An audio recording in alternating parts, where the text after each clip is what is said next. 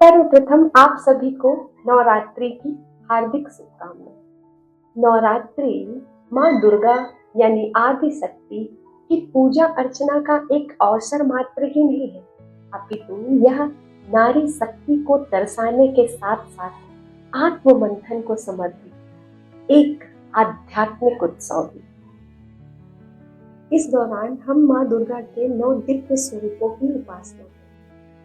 इनका प्रत्येक स्वरूप नाम हमें एक दिव्य संदेश देता है कि हमें शक्ति, भक्ति, साहस, धैर्य तथा आध्यात्मिक ज्ञान जैसे मूल्यों को आत्मसात करने की प्रेरणा देता है, ताकि हम उनसे अपना सर्वांगीण विकास कर सकें।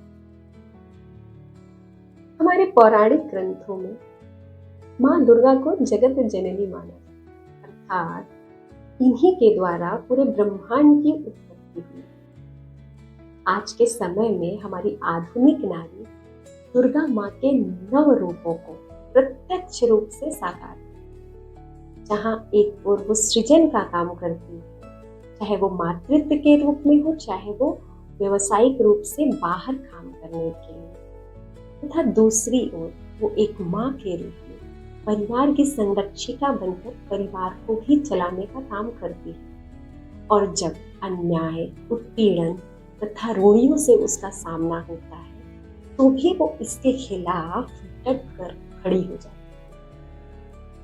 हालांकि अगर हम माँ दुर्गा के 9 स्वरूपों की पूजा के महत्व को आधुनिक स्त्री के संदर्भ में समझने का प्रयास करें ना, तो हमें एक विरोधाभास नजर आए।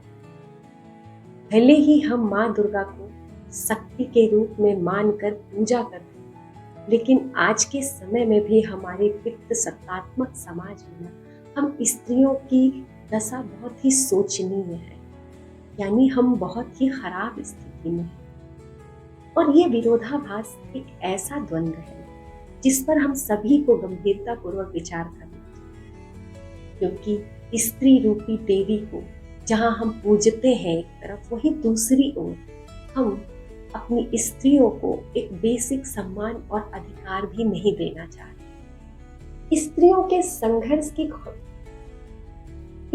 संघर्ष की खाई को पाटने का एकमात्र तरीका यह हो सकता है कि हम सच्ची उपासना को सिर्फ धार्मिक अनुष्ठानों तक ही सीमित ना रखें, अपितु देवी के गुणों को मंदिरों के साथ साथ साधारण स्त्री में भी देखें और उन्हें सम्मान दें। जब तक हम बेटियों के जन्म को सम्मान महत्व नहीं देंगे और उन्हें उनकी बहुमुखी प्रतिभा को विकसित करने का उचित अवसर नहीं देंगे, तब तक इस नारी शक्ति की पूजा अधूरी ही मानी जाएगी। नवरात्रि के 9 दिनों का जो अनुक्रम है ना, ये कोई साधारण अनुक्रम नहीं है, अपितु ये एक स्त्री के जीवन के विभिन्न पहलुओं और अनुभवों को भी दर्शाता है। हम स्त्रियां चाहें तो इन धार्मिक अनुष्ठानों आधुनिक जीवन के साथ भी गहराई से जोड़ सकते हैं और एक रूढ़वादी रास्ता छोड़कर ना विकासवादी रास्ते पर चल सकते हैं और अपने जीवन को बेहतर बना सकते हैं।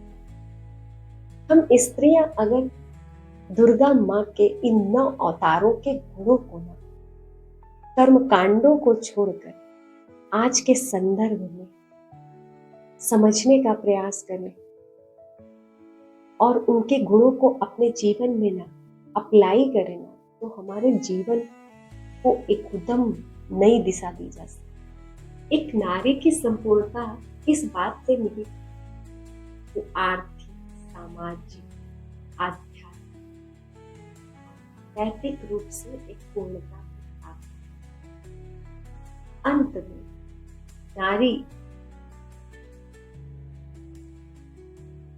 और अंत में 9 दुर्गा के धार्मिक अनुष्ठानों से कहीं अधिक देवी के ही स्वरूप नहीं, अपितु हर स्त्री में छिपे हुए असीम ताकत और शक्ति का प्रतीक।